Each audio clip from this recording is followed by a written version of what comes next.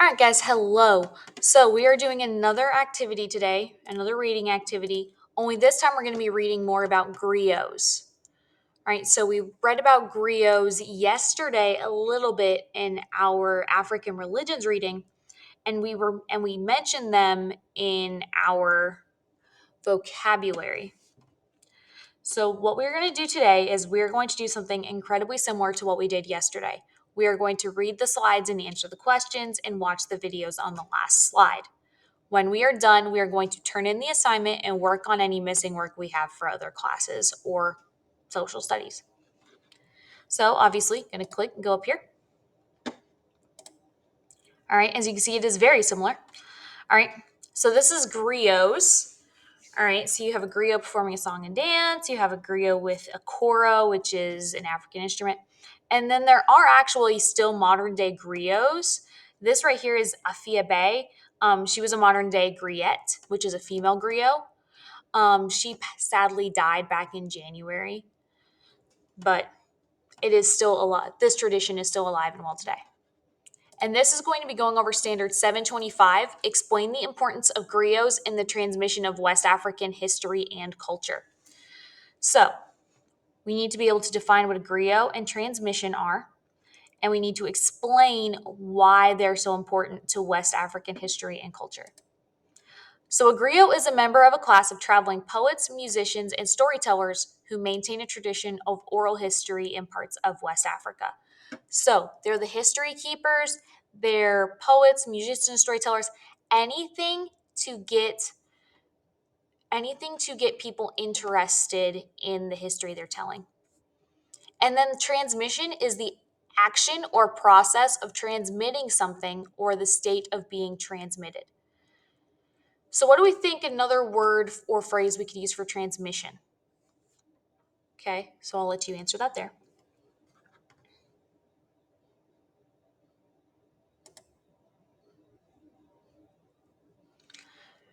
All right, so certain West African traditions have survived hundreds of years, even as war changed political boundaries and leaders came and went.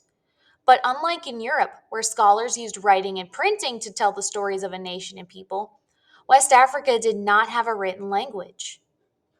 Question number one: what did West Africa not have to help them record their history?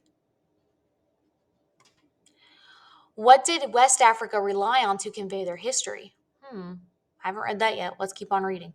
Instead, the West African people relied on oral or spoken word to convey history. Ooh, spoken word. What are the other five things they used to help convey history? So they didn't just use spoken word. They also used patterns and symbols to communicate, as well as art, music, and dance. Oh, there's our five. These oral and artistic traditions continue to exist today and help keep alive the history of the West African people. So, again, answering your questions. All right, so you have African griots, storytellers or histories playing a kora. So you have some of the dancing. You have a drawn griot, I should say. That looks more feminine with kora, and then you have the kora here, and you also have someone else playing what looks like a xylophone. Could be wrong. I'm not the biggest on music instruments. All right. Now, oral tradition. With the help of griots, families and tribal histories have passed down from generation to generation by word of mouth.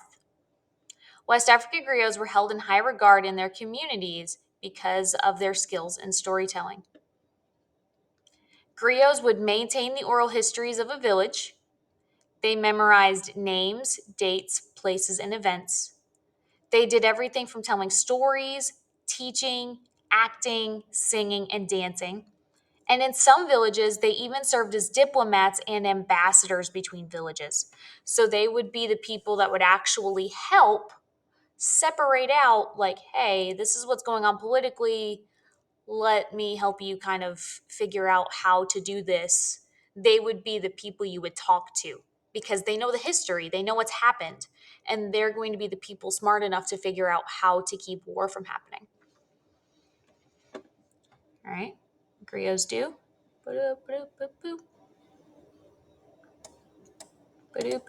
Oh, look, you can copy paste this time. Griots are unique in what culture? Griots are unique in West African culture. Oh, look, there's number two. Traditionally, to become a griot, one had to be born into a griot family. This is called labor specialization, where everyone in the family had the same job. Oh, look, there's number three. Most griots were male and their skills passed from father to son. Female storytellers were known as griots and were taught by other women, but they never enjoyed the same prestige as a griot. Oh, there's number four. A griot in training would learn to tell stories, sing, and play the kora, which is a kind of musical instrument similar to a harp. Similar to a harp. Oh, there's number five. Some larger villages had griot schools where young men would learn how to be a griot. Oh, look, there's number six. It's right in the reading, y'all. No reason to struggle. It's right in the reading. All right.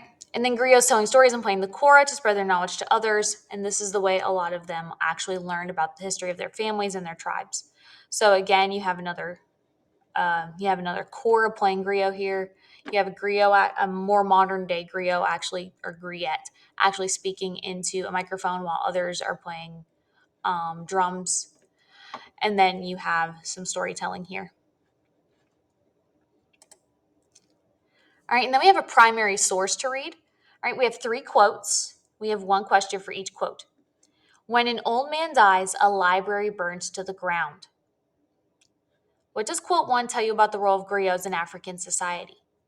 So, when an old man dies, a library burns to the ground. That goes with number one.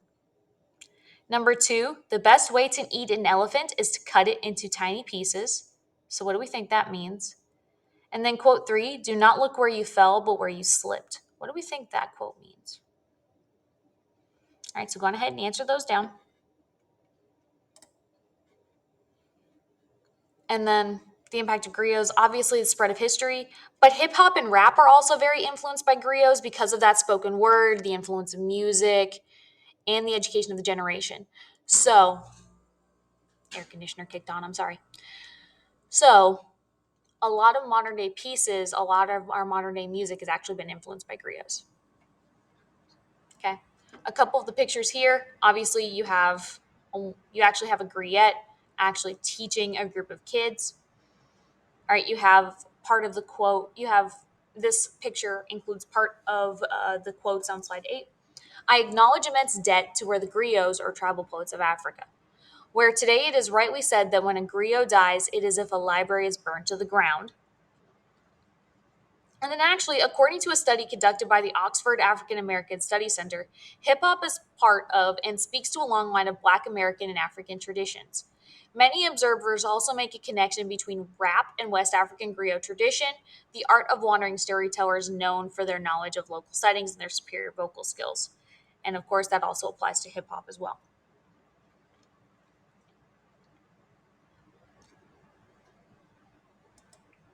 All right. And then we're moving on to West African literature. Some of the more important West African oral stories are about West African history. These stories take the form of epic poems. These long stories are filled with history, legend, and mythology, and often revolve around heroic leaders. One of the most important epics is the Dowsey, which recounts the history of Ghana. Another one, the Epic of Sundiata, recounts the rise of the Empire of Mali and tells the story of one of Mali's great leaders, Sundiata, a noted warrior king. All right. So we have our questions there. Again, they're coming directly from the reading. All right. Some of the epics, you have the Epic of Dowsey, you have Sundiata, Lion King of Mali. This is part of the influence of the Lion King. It's also influenced by Shakespeare. But Sundiata was a big piece of that. The Epic of Sanjara and Gassir's Lute, a West African epic. All right, so there's more than just those two epics. All right, and then we're going to do a little quick review. Use what you've learned today to complete the graphic organizer. What role does oral tradition play in West Africa? What role do griots play in West African oral traditions? What is so important about those oral traditions? And what is so important about epic poems? Obviously, fill those in. And then our very last slide, we have 2 videos of griots. All right. So you have those 2 videos there. And when you are done, go on ahead and turn this activity in, work on any missing work you have, and then you're done. All right, guys, have a great rest of your day. I'll talk to you later.